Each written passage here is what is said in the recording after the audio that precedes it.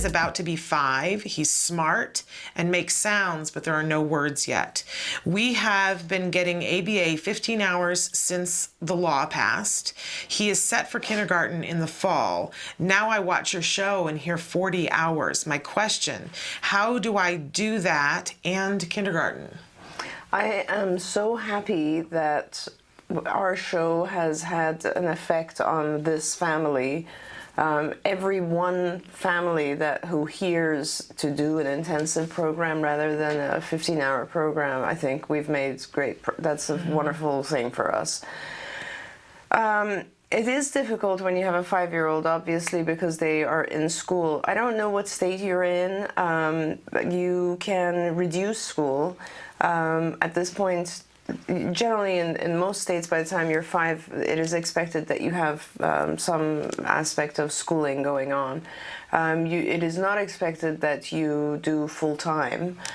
So you could, for instance, what I would suggest, and this is maybe a little bit radical if people haven't thought about it right, but the value of school, school is valuable if you can learn like all the other kids are learning, if you can receive information in the same way, and I don't think our kids do yet. I think this is you have a child who is able to produce sound. I would definitely give the child an appropriate amount of time and opportunity to try to produce language sounds appropriately and to speak. So it's really important to do intensive intervention with your child. The earlier the better. And what I would do right now is probably I wouldn't shoot for 40 hours. Actually, I would shoot for 40 hours because you have the weekends as well. So what I would do is I would probably have my child in school until about noon. And then I would book all the weekends and all the afternoons with one-to-one at home. And I think if you do that, you can easily book the child from, let's say, 4 hours a day, so from 1 to 5, for instance.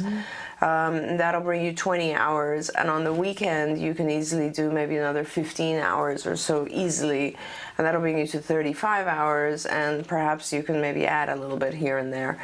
But if you can get to 35, I think you're in a good place. The other thing you might want to do, which I really do highly recommend, is to have a shadow in school with your child. I'm not sure if your child would be ready right now yet. What we do, is, let's say if I was today to start with a 5-year-old in exactly the same scenario, I would do what I'm telling you. I would even drop school down to 3 days a week, perhaps, 3 half days, like a Monday, Wednesday, Friday type thing, just so the child has some access to other kids. And I would book the rest of the child's time with one-to-one therapy and usually it would take me, I want to make sure the child doesn't have problem behaviors that would interfere with school. And I want to try to give the child some ability to communicate with other children. And then I would have an aide go with the child to school as well. So now I'm adding, automatically 15 hours just by being with the child in school. But let me reiterate that 15 hours is not as valuable as the one-to-one that I'm doing with the child. The shadow is extremely valuable, but not in the beginning of the program. In the beginning of the program, it's more important to do one-to-one. And I'm just trying to think if this is such an important thing to do right. So I'm trying to think if there's anything else that you should be doing right now. Make sure that once you go up to a high level of intensity, you should be seeing pretty rapid progress or change. And make sure that your supervisor and your team of therapists, so with a 40-hour program, you more likely have 5 therapists. Make sure they meet very, very regularly with you. I would say once a week, maybe once every second week at the very least, and that you get a chance to discuss progress, actually see how your child is progressing, go through a really well ordered and cohesive curriculum so that you can keep your child moving forward. This is very important. If you go to a 40-hour program and your child starts rapidly changing and you're not changing programs, your child will find it boring, aversive, they won't get into it. So it becomes more important, I suppose, Shannon, to be really high quality when you do an intensive program, because you need to have a lot of adequate reinforcers for the child, motivating reinforcers. You need to have just huge number of lessons that rotate fast. You need to have very well-trained therapists. You need to have consistency amongst the therapists. You need to have a supervisor that's on the case very, completely and observing everything. So all of that is, and you need to have communication with the school, everything. I'm really struck by, I was in a conversation with a mother the other day in sort of similar circumstances, and used to be that I would sort of mamby-pamby with parents, and I would say, you really need to look at the studies, you really need to get between 25 and 40 hours. And then I had a mom who came back to me a year later and said, why didn't you kick me in the keister? Why didn't you tell me you don't have a choice? Just go do it right now. Just go do it. Why didn't you tell me my kitchen was on fire? So I've changed when I talk to parents. I get a little aggressive and say, no, you need to do this, and you need to do this now. You need to look at my eyes and see that this is urgent. You're going to kick yourself, and I don't want you to come back and kick me because I didn't tell you. But I was talking with a mom the other day, and she said, okay, so if I do that, and kind of similar circumstances, she was saying to me in a hierarchy of what's most important, if I'm doing the 25 to 40 hours, and I want to go do school, and I've got OT and I've got speech, how would I order them in terms of importance? And I said, well, I would put ABA first, but then in terms of school and speech and OT, is it pretty individual to the kid? Or it is. I mean, it is very individual. So I generally recommend OT for kids who have any kind of motor or sensory type of disability, and then if they have sensory issues, of course, we're talking about SI type OT, sensory integration type OT. I find OT to be pretty useful in many kids. It helps regulate them sensory-wise. Speech, I recommend, speech therapy focuses more on just the production of sound speech rather than advanced language concepts like pragmatics and so on. So for a child like this, speech would be good. Keep in mind that if a lot of ABA is very, very similar to speech therapy. If you have a good speech therapist, they can teach your ABA crew a lot of stuff. I've learned a lot from very good speech therapists, for instance, who've been trained in the prompt technique or other techniques that help initiate sound. We have speech therapists on staff. They guide us and advise us when we have a child who's having a hard time enunciating or producing sound. So, that it does vary. But you're right. I agree with you, and I love the saying.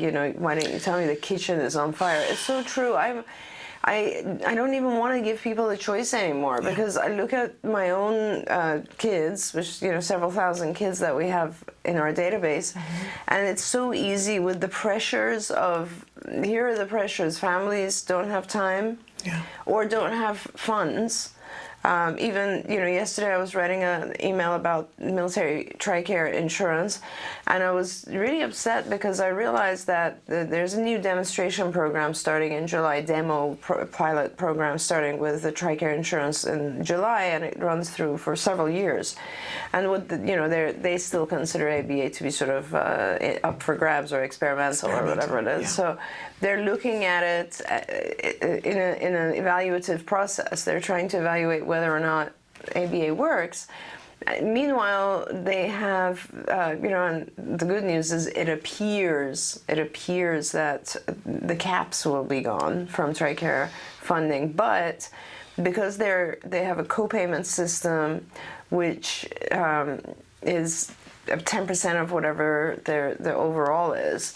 So with the caps being gone, the co-pays go up. Right. So, and as it is, a lot of families reduce their hours just because they can't afford the co-pays. As you know, Act Today, one of our big initiatives is to help them with military co-pays, with families who need co-pay payments. But this is a very big deal, and I'm really concerned because when there's pressure on the family and the family cuts hours because of not having funding for just things like copay or any kind of insurance-related or whatever funding issues, then of course they're going to reduce hours, and then when you look at the overall result over a course of 3 years, the results are going to be bad. Yeah, and then we're going to say ABA doesn't work. Right. It's really, I always say this, it's like taking quarter of a medication. So it's like a medication at 25 milligrams and you decide you want to take 3 milligrams. It's not going to work. Yeah. It's just that simple. So, I really do urge people to take it seriously. I look at my own cases here, as I was saying, and due to the financial pressures, due to the families not really understanding the importance of the intensity. I mean, it won't work without intensity. Due to that, due to the just scheduling factors, due to families, I have families who we have like 30 hours of funding, and the family only gives us 20 hours of availability. So it's like, well, how am I supposed to book that? So those factors are trickling down, and our cases are getting less and less hours, which really concerns me. Yeah, it's like watching a car accident. Yeah, we have to be a little bit stricter on this issue. Absolutely. We're going to take a short break, and then we're going to come back with more questions for Dr. Granpeesheh from you. So feel free to write in. We'll be right back. Welcome back to Ask Dr. Doreen. We're here with Dr. Doreen Granpeesheh, and she's answering your questions here in the studio, and we're learning a lot. I'm going to jump right in. Summer has started, and somebody says, summer is here, and already my boys are fighting.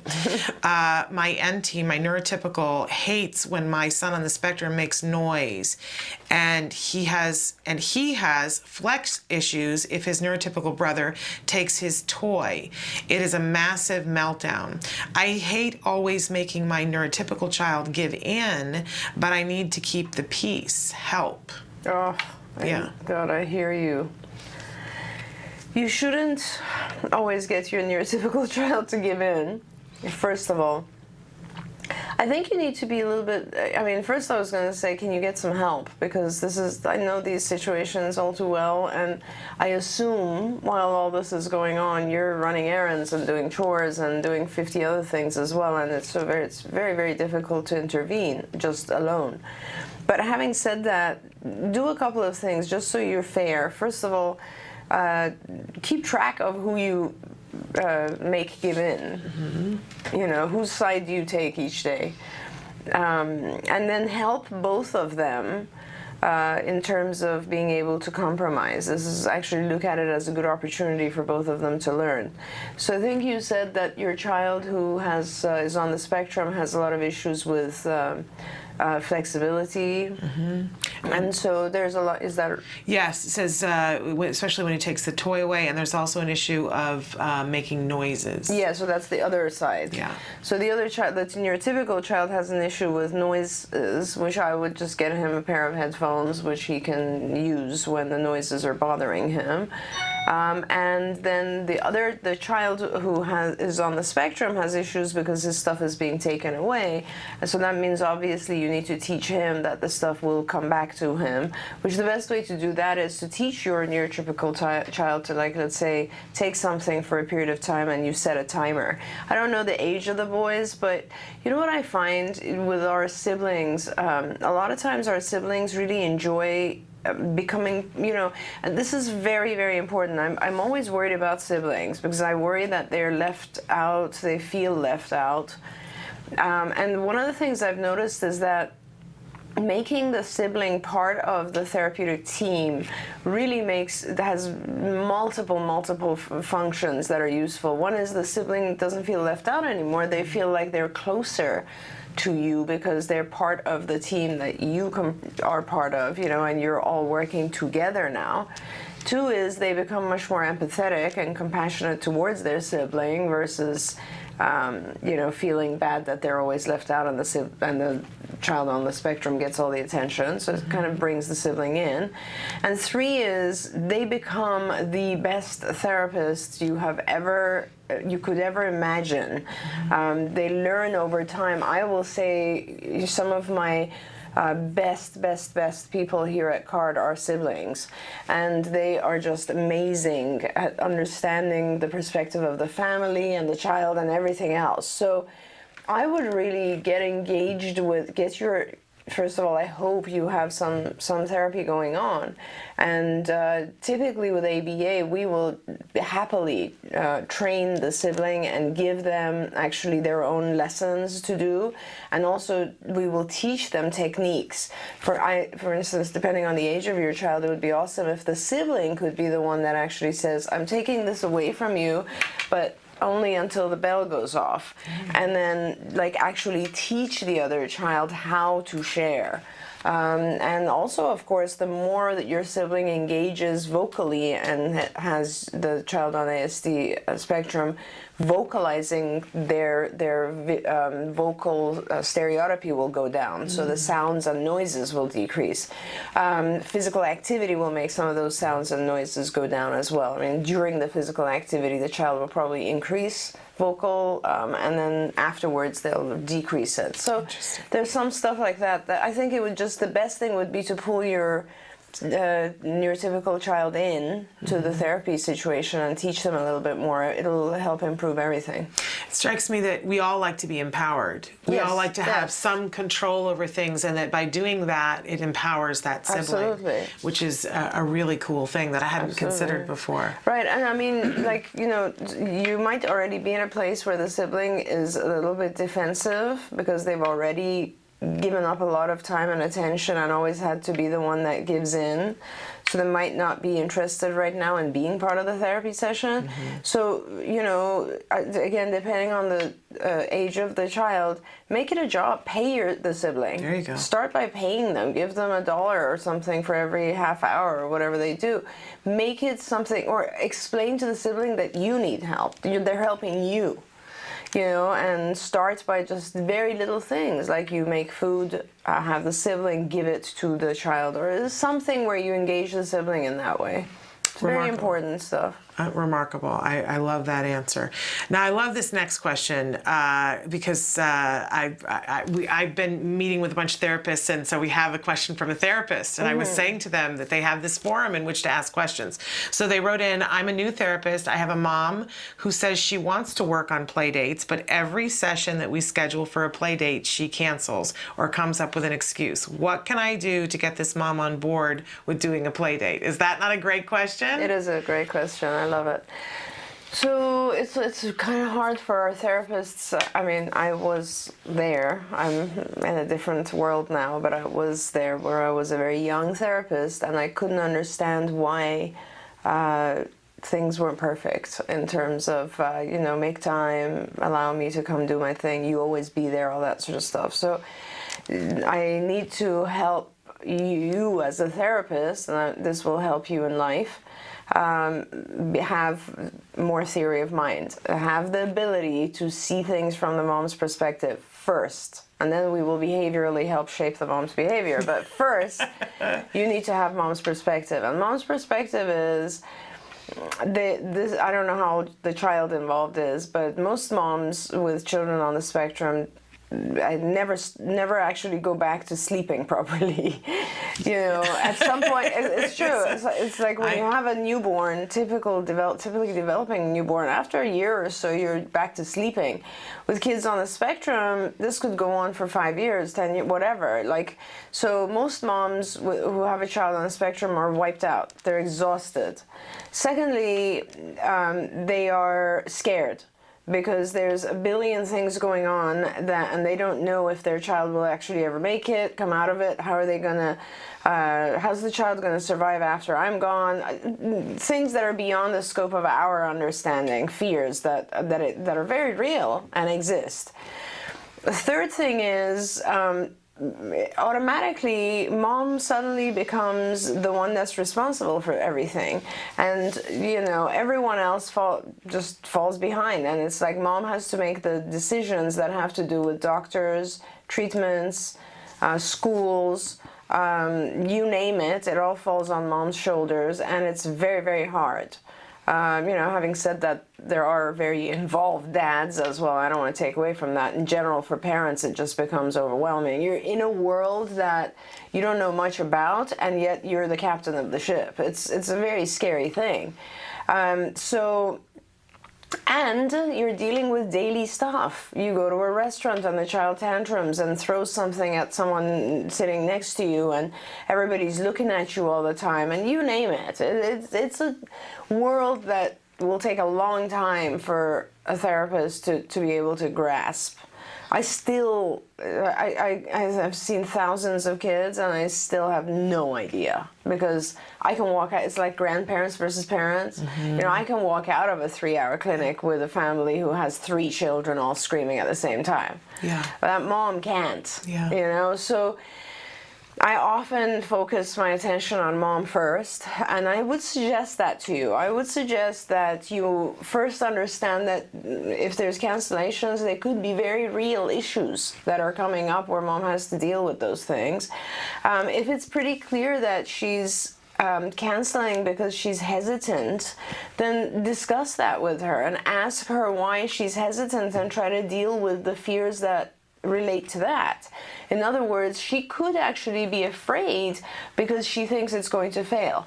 She's going to be embarrassed with the other family. Her child might hurt the other child. Who knows? But bring it up. See, this is the thing that's really important, I think, in terms of becoming a good clinician. You and the parent. It's not like, you know, when we're trained as psychologists, we're trained to see things that the patient doesn't see or understand ever. For instance, you know, you learn to identify signs of, let's say, anxiety. You know, a patient who does things like, let's say, orders things, lines up, organizes, whatever, checks, all these types of things, may not be aware that these are all signs of anxiety. You as a clinician are trained to notice those things, reflect them to the patient, to the person who's having anxiety, and then help them learn from that. In autism, it's a little bit different, because we as clinicians also have entered this world where more likely parents know a lot more. You know, they know so much about their child that you don't know as a clinician. And it's important that the therapy is conducted by a team, by you and the child and the parent, and not just you as the clinician, whether you're a BCBA or just a beginning therapist or a psychologist or whatever it might be. We have a lot in this field. We still have a lot to learn, and we have to hear the parent. You're not doing direct intervention, you're also working with the parent and the family. So their issues become part of your issues. You want access to the child, you gotta understand the parent's fears about that as well, and you have to deal with that. It's hard to say this as a licensed clinician, but if you think of the parent as a team member, as a friend, as someone who's you have the same goals, trust me. Do you think this parent doesn't want their child to be successful in playing? No, they want it way more than you do. There's something that is, either there's actual just stuff happening, or there's something that's causing them to hesitate. So address those issues and think of the parent, as I always tell my staff, think of them as your sisters, as your brothers. This is your family. You have to teach them and guide them and be gentle and understanding. I just want to say how much I adore you. Yeah. Thank you. I'm a little speechless, but I started the show by saying you're so good at perspective taking, and you're singing my song here in terms of all those different things. I mean, I was that parent who was in avoidance, and and when all the things you were listing, and I was thinking about all those things, but on top of that, can I tell you, part of my hesitation was that going to play dates, I was always concerned about how the other family was going to treat the therapist. Sometimes that was enough to make me be like, because the people that I considered friends, not always friends anymore, weren't always nice to my team. Yeah, I hear you. I completely hear you. That's so interesting, Shannon. It's, I knew someone who was the same way, in terms of some people just don't have the ability to be as cordial to someone who's young, let's say, or who's socioeconomically lower or something like that. I've seen people be very rude to therapists. I've seen that. as well. I understand that. And you know, it was hard for me Yes. to put our therapists into that because you position. valued them so much. And yeah, I mean, it sounds a little weird to me now, because I think, well, why didn't I just say to those people, hey, you know, but I had enough other things to deal with that I really kind of didn't want to go to that awkward thing, so I just would go into avoidance. Yes, I've always said I can become the amazing paralyzed woman. Give me something difficult, I get it, though. I totally get it. I understand what you're saying, and that's very nice of you to have been that protective or so concerned for the therapist. Like I said, there's a million things. We don't know what's causing the hesitation. And it's not always rational, but it's still there, and if it's causing the thing not to happen. But I love what you're saying about how we do want the same thing exactly. Yeah, and you know, let's just analyze this for a second, because this is the other side, which is the behaviorist side. And the behaviorist side, even if you look at it behaviorally, you know, you need to analyze all the antecedents and consequences here, right? So, for instance, in this particular scenario, you are now thinking of a parent who has some sort of hesitation, let's assume. In order to change that parent's behavior, you have to decide, you have to identify what? The antecedents, the consequences. So what are the antecedents? The antecedents are all these things that Shannon said. Apprehension about failure, apprehension about my therapist being embarrassed, apprehension about my kids growing up, whatever it is. And also, you know, what the consequence that is currently in place, obviously, is that I'm able to avoid the worst thing happening by just canceling sessions. So you need to alter those antecedents and those consequences, and make sure that the parent feels very, very secure in their decision, and then, of course, very rewarded by making sure the session is successful. It's great advice. Yeah, it's hard for... We're so thrilled that you're here to help us with these things. Really, because it helps all of us to take a step back and take a look at it, and then we can get back to the progress, which is really what we're all trying to do. Absolutely. Remarkable. Absolutely. All right, we're going to take a short break, and then we're going to be back with more of your questions for Dr. Doreen Granpeesheh during Ask Dr. Doreen. Stick with us. Welcome back to Ask Dr. Doreen. We're here with Dr. Doreen Granpeesheh. She is an expert in the field of autism and really a visionary in the field of autism. She's answering your questions that you guys are writing in. It's such a pleasure to be here with both you and with your questions. I'm just learning so much today. So we've got a couple of questions about RBT, the Registered Behavioral Training. What is the difference between RBT and the parent training in IBT? Great question. RBT has a specific... so be cautious about how I respond to this, because I'm very opinionated about how good our parent training on IBT is. So on IBT, we have a whole series of modules that we produced for parents, and I think what a parent should see, they're interesting and they're informative and they're on different subjects, and they're many more there in that library than what you would get as an RBT. The RBT training, if you go on the IBT website, there is an RBT training, specific training that qualifies you to become an RBT. The process, and you know, forgive me, I keep reviewing this with IBT and they tell me and then I forget all the details, but I'll tell you in general what the process is. It's 40 hours of training or class time that has to be provided by a BCBA, and the 40 hours are specific things that are listed in their agenda. So for instance, advanced prompting and shaping, that sort of thing. And in my opinion, it's a little bit, the scope is narrow, but it's extremely detailed. Whereas the IBT overall parent section is much broader, and some of them are still detailed, but there's a lot more there. Anyway, so to become an RBT, you do 40 hours, the specific areas that they want you to do. Okay. And then after that, you are assessed, and the assessment is something that's produced by the BCBA who's training you, and it's a very specific assessment that has X number of questions based on those. It's very rigid, the whole process. And then if you are, and the assessment also involves actual work, seeing you work, and then after that, I think it's 2 hours a month of mentorship. which helps you maintain the RBT certificate. And that's all it is. That really is what it is. I mean, there's a test, which is part of the assessment process. So it's like initial, it's a test assessment type thing.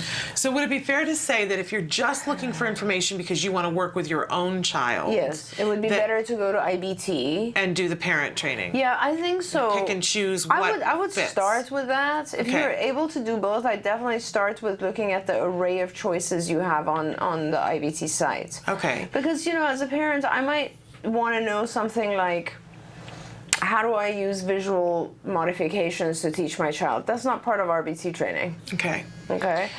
Or you might want to know something like, I don't know, what do I do with summer programs or summer school, whatever. None of that is part of the RBT program. Is very, very, focused on the basic components of ABA treatment.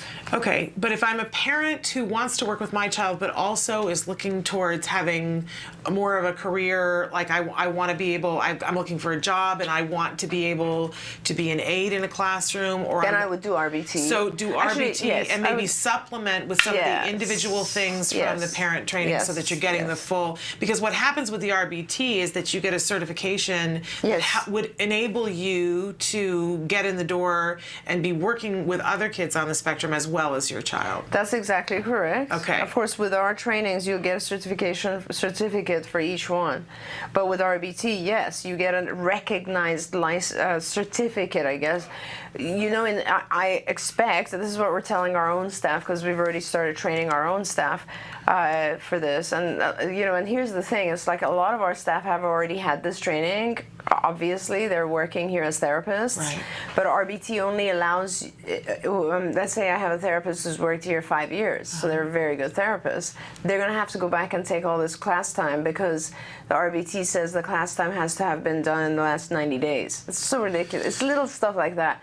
So, but anyway, and it has to be these specific subjects, which is weird because, like, hey, this is someone who's been doing therapy for 5 years, Anyway, so what I was going to say, though, is that I really, it's an easy, just think about 40 hours. It's so easy to do. Yeah. I really recommend that you do it as a parent and get your RBT credential as well as use the stuff on IBT. And I have to ask Cecilia, who's in charge of IBT, how much we can spread it out. Because for parents, it might be very nice if we did evening, like 2 hours every evening until it added up to 40. Yeah. That would be probably the best way to do it for parents. My understanding is that you can space it out however you choose. Yes, well, right now a lot of it is online. Yeah. So yes, you could, but it all has to be done within a certain time frame. Yeah, 90 days. 90 days. Yeah. That's what I've heard anyway, is that you've got to figure out how to do it within 90 days. And so I think our material might be even up on the website already for RBT training. Oh yeah, it's all. But please know that the board is not ready yet. Okay. The BACB has not produced the mechanism for you to pay your $50 and actually become RBT yet. Okay. So you can go through all our stuff, and we as an approved provider will let the board know that you finished and that you passed, but they're just not ready yet. They've told us that they'll be ready over the summer. Okay. So we'll see. Good to know. Well, that's definitely within 90 days. So yeah. I know I'm going to do the RBT, and I just have been waiting because I've only got 90 days, and I knew we had end of school stuff and Jem's birthday, and so I've been waiting to have, so I can start my 90-day one. I don't want a false start. But there's a follow-up to that. If I'm a parent and I do RBT training, do I need to do hours with a kid other than my own? And because is the assessment with... Yeah, it's with children. I don't think so. I actually remember asking this question, and I think you can... I'm not sure. I shouldn't answer this because, from an ethical perspective, I think it would be more appropriate for you to do hours with another child just for the assessment portion. But I don't know. I don't know what the board has decided. The BACB often has decisions that are different than how I would decide because I'm a licensed psychologist. But, Cecilia Knight will be able to answer this question really easily. She's in charge, she's the director of IBT. I'm pretty sure they have a frequently asked questions section on IBT. Okay. I'm not sure. If anything, please just call IBT. Yeah, absolutely. And they'll ask you, and they'll answer these questions for you. Because their other question was, how do I do those hours? And that's a great question for Cecilia Knight at IBT as well. I'm sure that they can help you to figure that out. For us, because we have kids everywhere, we can provide that for you. I don't know who else is authorized yet to provide the RBT thing. All right. Well, definitely check out ibehavioraltraining.com. I'm thinking of putting together a study group. We can all do RBT together. Yeah. I just love it. I don't know how to motivate our parents. We had a lot of interest in it, but I don't know if parents will actually follow through. And I really, what I'm trying to do is I'm trying to work with, there has to be some, with funding agency, there has to be some sort of incentive for parents. I have to talk to Dr. Youngbauer and see if he would be willing to do something. I feel like if parents receive some, just sort of like a break from the regional center, some sort of funding incentive, something that benefits them. Kind of like when for psychologists, if you take certain classes every year, it reduces your insurance premium. Something like that would be so awesome. That's very ABA thinking. It is. I mean, I wish the insurance companies would, for instance, say, hey, if you've taken these courses, your co-pays will cut in half. Yeah. Imagine how cool that would be. Well, because honestly, when you think about it, if the parents are trained, we will get to buy in that much quicker, which means so many more hours will happen than the hours that the therapists are there. Exactly. I would think there would be a huge benefit for insurance companies. Right. Exactly. Eye contact, and other days when he can. And I find it interesting, the can't. That's a very interesting thing for me as a parent. There are times when I ask myself, can he do it? And it's difficult. Are there things that he just can't do in this moment in time? So I appreciate the phrase here, can't. Is it that this child can't make eye contact, or it's just more difficult on that day? It's extremely difficult on that day. Okay. Because he's able to make eye contact on other days. Okay. There are some children whose ability to focus or track is so disturbed and damaged that it is extremely difficult for them to make eye contact. And then there are kids who avoid eye contact simply because they don't want to have additional demands placed on them. There's a lot of reasons. But in this particular case, I guess the best way to think about it, I'm answering this just from experience and not necessarily from anything scientific, and obviously I could be wrong because I haven't experienced this myself. But the way that I see it is that our kids have a lower tolerance threshold for sensory input. So, for instance, just like, years ago they used to say kids with autism have a very high pain threshold, so like they can experience pain and they don't feel it as much as we do. I'm not sure if that was ever true, but I think I would be and I think a lot of parents would agree with me, or a lot of people would agree with me, that they have a lower sensory threshold. That means I could be sitting here with you right now and there's a huge light right in front of my face, right, in order for this to work. It doesn't really bother me all that much. I notice it, but it's peripheral and it doesn't bother me. With our kids, that becomes an extremely intrusive sensory input. Okay, so, and that holds true for everything else, like you and I may hear like a phone buzzing or something, and with our kids it would be completely distracting because it's just many reasons. One is it comes across to them sharper, harder, louder, etc. And the other is they have a very hard time transitioning. That's set shifting in their brain. So once they hear that, they're stuck on that. There's a lot of different reasons. But anyway, when you have a lower tolerance for sensory input, you get overloaded faster, right? So in other words, this is really bothering me, and that sound is really bothering me, and everything is just so intrusive today, and man, I'm going to shut down. So the child has the likelihood increases that the child would want to avoid more than it would for anyone else. It's kind of like if you're prone to migraines, let's say, and there are certain stimuli that set you off. I don't know, coffee, I don't know, wine, whatever people say that set you off for migraines, and then you become once the migraine is there, you just shut off. Yeah. Can you have a conversation with someone during a migraine? Yes, you can, but it'll torture you. It's just a lot harder. Good point. So you try to take care of yourself by going to a quiet area and laying down. And I think a lot of times with our kids, it's just a natural reaction. They're shutting off. They're shutting off additional inputs because they need a break that day. Interesting. While you were talking about the inability to, not focus on something like the phone ringing, I was thinking about, because, we do jargon of the day on Tuesdays and Thursdays, and I was realizing that one of the jargon terms we haven't used is inhibition. Right. And this was one of the ones that was confusing to me from the beginning, because it's one of those words that we use in our regular lives in a completely different way. So the first time I saw in skills that there was a section on inhibition, I thought it was about kids taking off their clothes and being uninhibited, right? Oh, I see. I see. Totally misunderstood, but there's a whole section in skills that teaches our kids how to have a filter to not pay attention to the light, to not pay attention to the phone ringing, to not focus on the clock in the classroom. It's inhibiting, the original literature comes from inhibiting your response to a potent stimulus. There we go. So something that really you want to respond to, you inhibit yourself from it. So just so that you know, there are lessons and skills about that to help strengthen that muscle, if you will, in your child, but they're under inhibition. Yes. And you might not have thought to go to that set of lessons, because like me, you might have thought inhibition meant something else entirely. So that's exactly what Dr. Granpeesheh was talking about. Okay, we're almost out of time, but a question about a teenage daughter.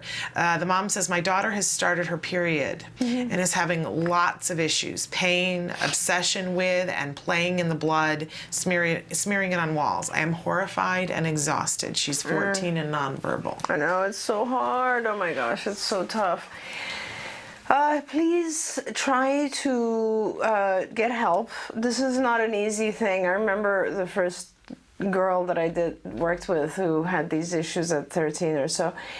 First of all, please take care of all the things you can take care of. In other words, make sure your child is taking some sort of medication, like Midol or whatever it might help your child with regards to cramps, first thing.